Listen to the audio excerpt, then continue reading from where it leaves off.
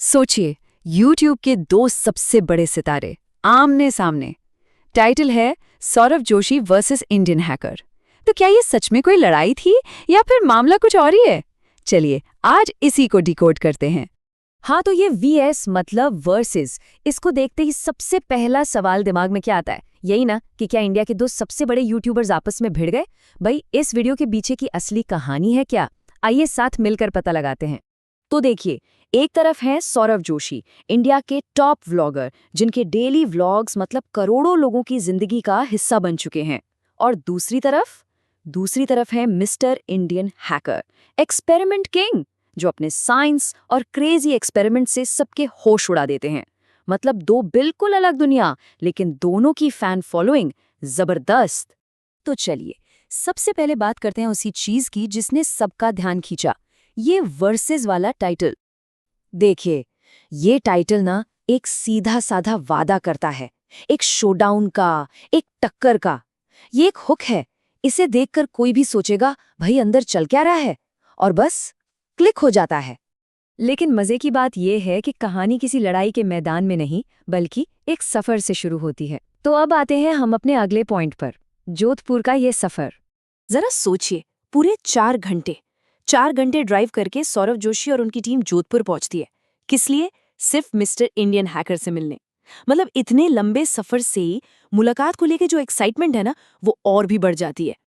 और सुनो, इस सफर में ना एक मजेदार सस्पेंस वाला मोमेंट भी था।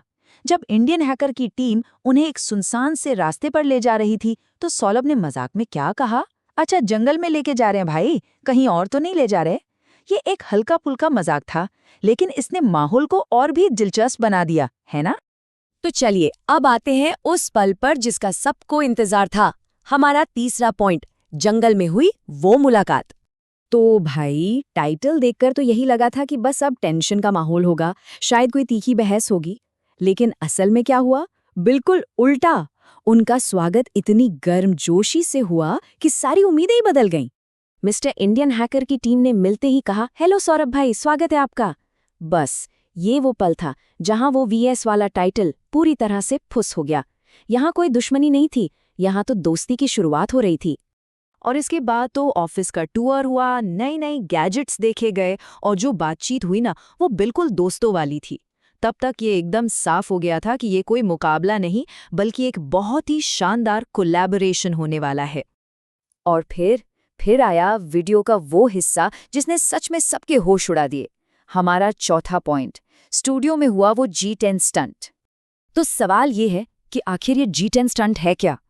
देखिए, आसान भाषा में समझें तो ये एक कमाल का कार स्टंट है, जिसमें गाड़ी बहुत तेजी से अपनी ही जगह पर गोल घूम जाती है।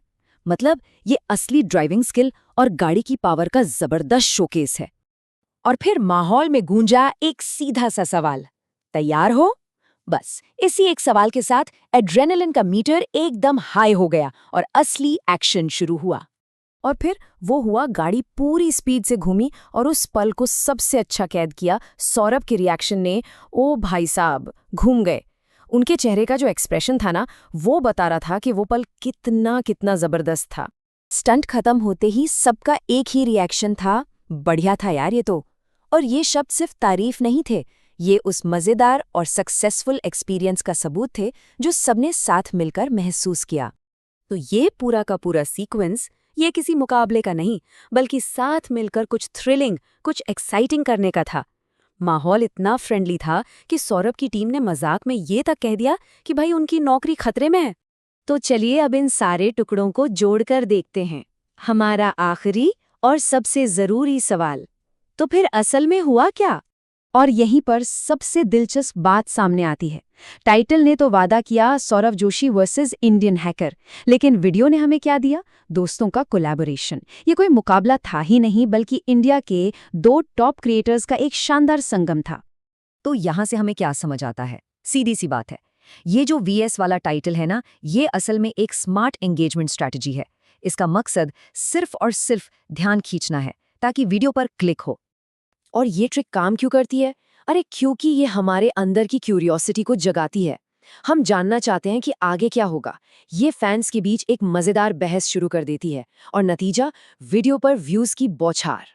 और ये पूरी कहानी हमें एक बहुत बड़े सवाल पर लाकर खड़ा कर देती है।